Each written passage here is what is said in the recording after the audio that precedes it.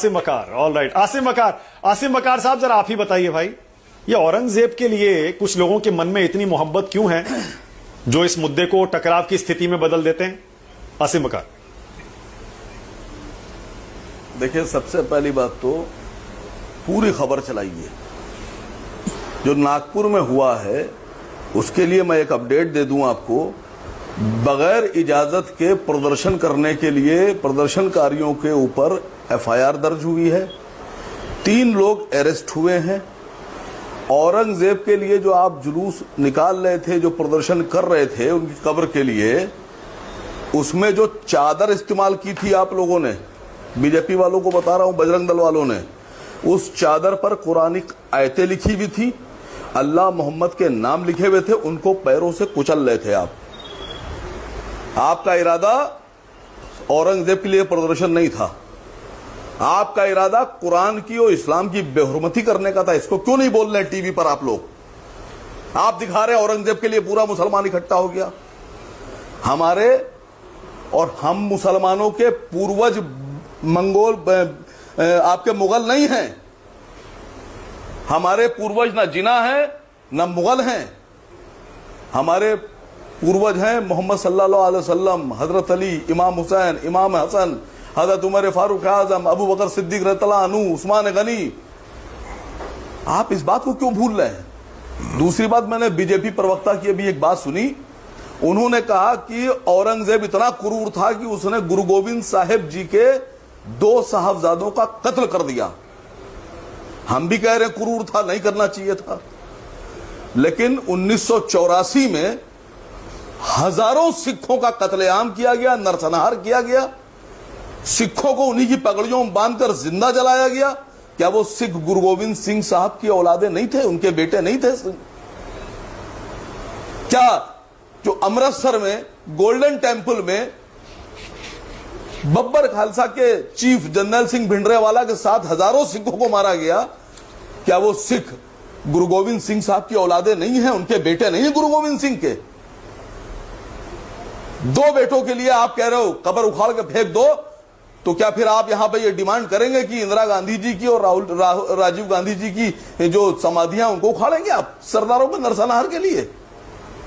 कितने लोगों की समाधियां उखाड़ेंगे आप? आप यहां बैठकर उल्टी सीधी हिस्ट्री बता रहे हैं, उल्टी सीधी बातें कर रहे हैं। पूछे सिन्हा साहब से जो मैं बोल रहा हूं, क्या 1984 में गुरु गोविंद सिंह साहब के हजारों साहबजादों को, बेटों को कत्ल नहीं किया गया? आसिम वकार 1984 और गोल्डन टेंपल में जो ऑपरेशन ब्लू स्टार हुआ, लड़ाई उसकी तुलना आप औरंगजेब ने जो अत्याचार किए उनसे कैसे कर सकते हैं? औरंगजेब एक मुगल शासक था जिसने अत्याचार किए। 1984 का जिम्मेदार यानी कि आप किसे मान रहे हैं? जरा खुल के बताइए ना थोड़ा। सर, 1984 में सिखों के कत्लेआम के लिए आप औरंगजेब से तुलना किसकी कर रहे हैं? जरा बताइए, खुल के बताइए। मैं खुल के बोल रहा हूं। बेअंत सिंह और सतवंत सिंह की सजा, गुनाह की सजा पूरी कौम को देंगे? सड़कों में नरसंहार कर देंगे? तो मैं पूछ रहा हूं, क्या वो जो सिखों का नरसंहार हुआ, सरदारों का नरसंहार हुआ, क्या वो गुरु गोविंद सिंह की औलादे बच्चे नहीं थे? सवाल सिर्फ एक इतना सा है।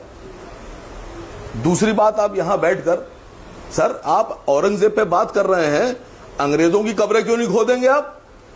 उनके भी तो कब्रिस्तान, उनके भी तो लोग हैं। क्या उन्होंने हिंदुस्तान के लोगों पर जुल्म नहीं किया? आप हिंदुस्तान में अंग्रेजों के शासनकाल पे बात क्यों नहीं करना चाहते हैं? जानते हैं क्यों नहीं करना चाहते हैं माना गुप्ता जी? इसलिए कि जब अंग्रेजों के शासनकाल पर बात होगी तो अंग्रेजों के दोस्तों की, अंग्रेजों के मुखबिरों की, अंग्रेजों के दलालों पर भी बात करना पड़ेगी आपको। और आप नहीं चाहते कि अंग्रेजों के मुखबिर, अंग्रेजों के दलाल, अंग्रेजों के एजेंट और अंग्रेजों के दोस्तों पे बात की जाए जिन्होंने अंग्रेजों का साथ दिया। आप इसलिए अंग्रेजी हुकूमत पर जो बात है वो नहीं करना चाहते हैं। आप साफ साफ बात कीजिए। ओके आसिम वकार, एक सवाल का और जवाब दीजिए। आप एक सवाल और हिंदू मुस्लिम कर रहे हैं। मैंने भी बताया ना, अचानक ये 2-3 मुद्दे देश में क्यों गर्म हो गए? वक्फ बोर्ड का मुद्दा एकदम गर्म, प्रदर्शन, हम नहीं बताएंगे। संसद में हंगामा, सड़क पर हंगामा, फिर औरंगजेब का मुद्दा अचानक गर्म हो गया। उधर संबल का मुद्दा है जो गर्म हुआ, उसके बाद ठंडा होने का नाम नहीं ले रहा। क्यों हो रहा है? बात सुनिए सर, बात सुनिए सर। आप कहते हैं मुगल लुटेरे थे, आक्रांता थे, लूट करते थे, तो उन लुटेरों का गैंग भी तो होगा। अगर मुगल लुटेरों के सरदार थे तो उन लुटेरों का गैंग भी होगा। उस गैंग में पता आपको कौन था? मुगलों के लुटेरों के गैंग में मान सिंह थे, जय सिंह थे, जय सिंह सवाई थे, उनके बेटे थे, कछवाहा राजपूत था।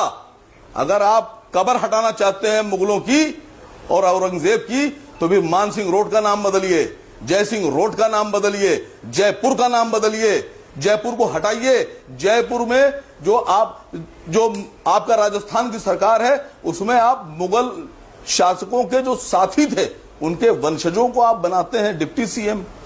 इल्जाम आप हम अच्छा, नासिम वकार, एक सेकंड रुकिएगा, एक सेकंड रुकिए जरा, एक सेकंड रुकिए। मैं चाहता हूं, ये देखिए, ये तर्क करेंगे ना, और ये करेंगे तो ये तो फिर अब अंतहीन है। मैं चाहता हूं एक स्टैंड बता दीजिए जरा अपनी पार्टी का।